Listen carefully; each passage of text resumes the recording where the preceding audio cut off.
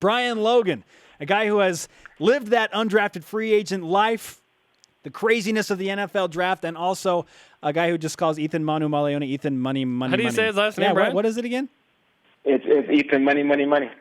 That is. Well, now it is that he signed a free agent deal. Now it is. He's about to be making some money. So we have this Twitter question out there, Brian. We want to know what the best nickname for the duo in Detroit is for Kyle Van Noy and Ziggy Ansah. I like Zion's Lions. What you have anything for us? I was kind of thinking about that earlier when you guys were talking about it. I like something with like the Lion King, like I don't know. The Lion Kings? Simba and Mufasa, or Brigham. Timon and Pumbaa? And Brigham, I don't know, something like that. I don't know which one would be Simba, which one would be Mufasa, but okay. I like something like that. Well, spoiler alert, one of them died, so we should probably mix that up a little bit. I don't know. But, yes. No. Mufasa came back in the spirit, man. Spirit, He needs to physically tackle people, man. Okay.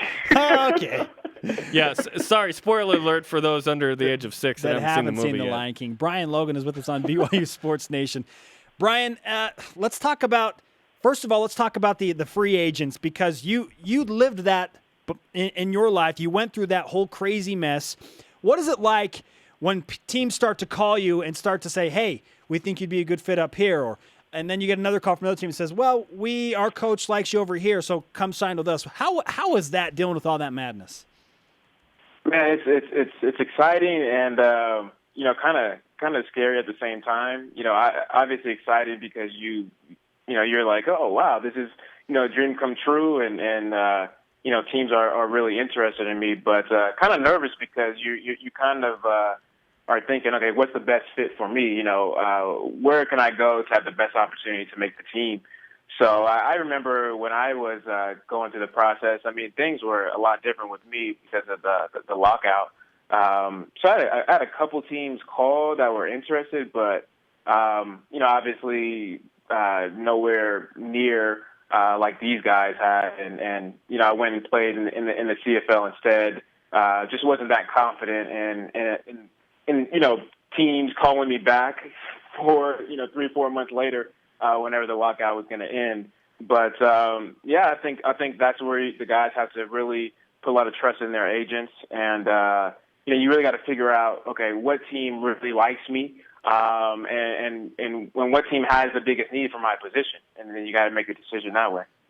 Brian Logan is on BYU Sports Nation. We've been talking about Kyle Van Noy and the chances that he has to actually start a game. At the Sam linebacker, the returning guy, Ashley Palmer, only had 33 tackles. He's 28 years old. Kyle Van Noy is literally the tallest and heaviest player and youngest on the Lions roster. Do you expect him to start this season for the Lions? Oh, without a doubt. He's hands down, he'll start. And the reason why is this. When you have a team to trade up and then draft you, there's a huge desire and a huge need for that particular player. And so for the Lions to do that, that shows you right then and there just how much value they saw in Kyle. And obviously, you look at Ziggy being there a year ago and just the way he plays defense and the style of defense and the impact that he had, kind of a no-brainer to say, well, let's go after the same person or the same player, under that same defense, under Coach Mendenhall. So, given the fact with some of just their struggles when it comes to blitzing, their defensive coordinator, Terrell Austin, said that was one of the issues that he wanted to address this year. He's coming from a 3-4 defense, which is really good for Kyle, even though they'll probably stay with the 4-3. Kyle's so versatile that they can actually throw him in maybe as a nickel back, kind of like Alani a couple of years ago, where they had their front, but you throw a linebacker out there that can run, that's fast, quick, can tackle, can hit. There's so many things that they can do with Kyle. So you look at a defensive coordinator like that coming in, definitely has his eyes on the prize with Kyle Van Noy coming in. Brian Logan on BYU Sports Nation. Brian, let's talk about Cody Hoffman going to the Washington Redskins. He was the guy that a lot of BYU fans thought, oh, he's going to be the second player drafted. It's going to be Kyle, and then it's going to be Cody. He didn't get drafted, but he ends up with the Redskins, and when you look at the roster, he's a much taller, stronger, I guess you could say, receiver than the rest of the guys. They have a bunch of speed guys. How much of a shot does Cody Hoffman have making the roster in Washington? I think out of anybody, out of all the free agents, Cody will make the team. Simply because you look at the roster, right? And there's probably, I don't know, maybe three guys that really stand out to you. Obviously, you got Deshaun Jackson. You have Santana Moss, who is kind of getting old a little bit, but Pierre Garcon as well.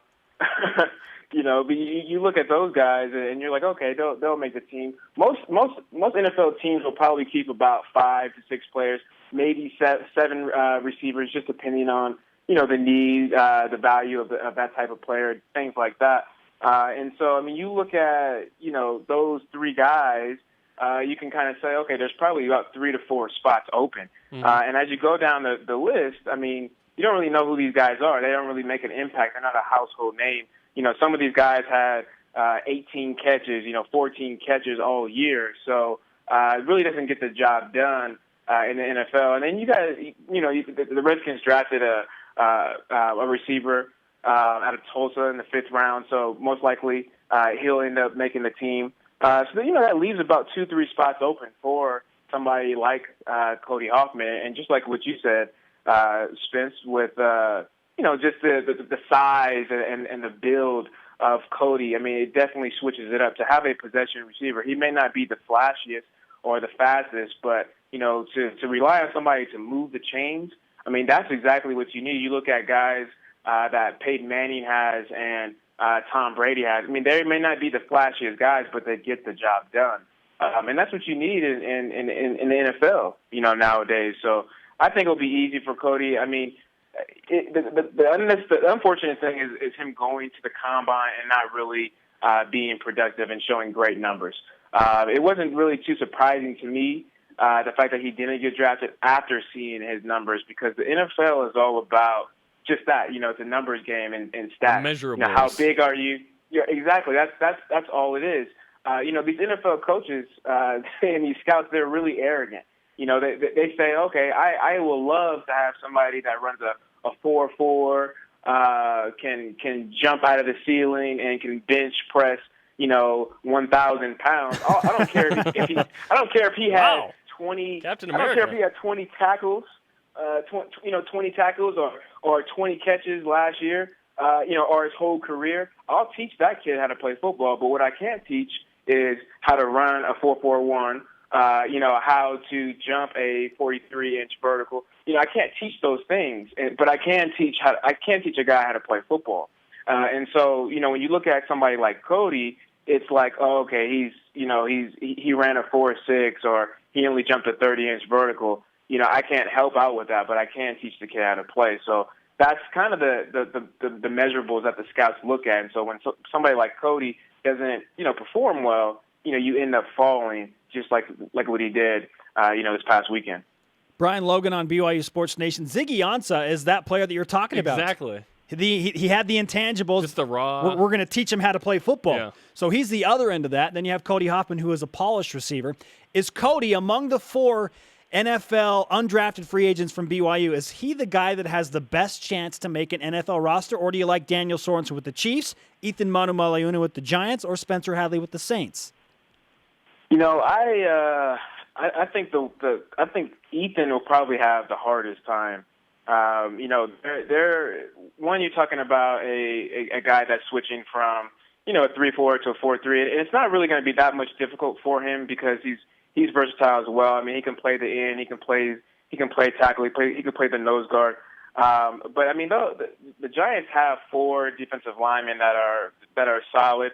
They have guys, experienced guys that are the backups. Teams usually keep about, I want to say, same thing, 5 guys on the line. So I think it's going to be really, really tough for Ethan. I mean, it was kind of surprising that, he did choose the Giants. However, I mean, it could have been his only his only option. But I think Ethan probably has the biggest hurdle.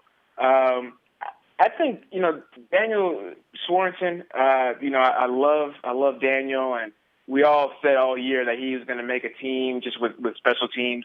But I kind of looked at some things and some rosters and just trying to confirm some things. And I saw that he was going more for a tryout rather than a free agent deal. Now, I don't know. This is not confirmed, but just some of the things that I've looked at. Right. So BYU reported that he signed a free agent he deal. eventually did sign a contract. Okay. Yeah. Okay. Perfect. Well, then I think Daniel has the second best option, just because. I mean, how versatile he is. I mean, he can play almost any position. I think he could probably even play corner. Shoot. But it's just how smart he is. I mean, he's a leader. He can pick up a defense really well. I think the fact that Andy Reid is a BYU guy, that's obviously going to give Danny an edge. And then I think with Spencer, Spencer, I think if he can just make an impact, I mean, fly down, on a special teams on a kickoff and just knock somebody out. I mean, have a mouthpiece go flying into the stands. I think that's the way he'll be able to make a team. I think you would see, Spencer more as a practice roster guy. Okay, I want to keep him tucked away so nobody else gets him. And kind of just maybe bouncing around from the practice roster to the active roster here and there. But I think he has a good chance just of how physical he is. I mean, the NFL, especially in the trenches, is a physical game. And for him being that type of player, I think that puts him in a pretty good chance, to make a team. Does he need to grow a mustache to increase his chances, Brian? He needs to grow a mustache, and he needs to have a mullet, grow a mohawk. Yeah, I would say he needs to grow a mohawk. He needs a diet. Mohawk, diet. I would dye it gold. Okay. Those are all it's going to be awkward when you go to another team, the Carolina Panthers, after that. But Brian, see, the thing about it is when you dye it gold or blonde, when you go to another team, the color's already easy because the dye's already stripped out. Okay. So it's easy to put that Carolina blue in. Fair enough. And if he's flying around, that will quickly whip out. Is there someone that we're missing that deserves a shot on an NFL team from BYU, a la Kane Akua-Friel, Wani Unga? I think Wani definitely does. I think he'll get his chance if he can prove that he's healthy to these teams. When? For you, when he's healthy. When do you think he deserves a chance? Oh, as soon as he's healthy.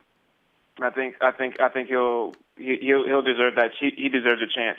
If he can prove that, if he gets cleared medically, I think a team should pick him up right away. If you can get invited to the combine and coming off of an injury like that, that says something about your film and what NFL scouts think about you. Obviously, scouts aren't going to take a chance on you because you are coming off the injury. But for you to get invited to the combine, for you to make as many tackles as you did, you got to be given an opportunity. Even if he comes in, let's say he doesn't get cleared to maybe the first 2 weeks of the season, whatever the case is. I'm just speculating here. I would even sign him as a practice roster guy. Sign him and see what he can do for maybe 1-2 weeks, and then if he can, if I can see a bright spot, then I'd keep him. If not, then send him on his way. But he definitely deserves a chance. But I think this is a great starting point for any of these guys because when I was in the CFL and even playing arena football, there were so many guys that came throughout the entire season and during camp that were getting cut from the NFL. Guys were signed as a free agent, go through OTAs and summer camps and then get released. And, CFL teams and arena teams, they were just drooling over, oh my gosh. For you to have that on your resume, even though you don't make it all the way to camp, that's huge for a CFL team to say, wow,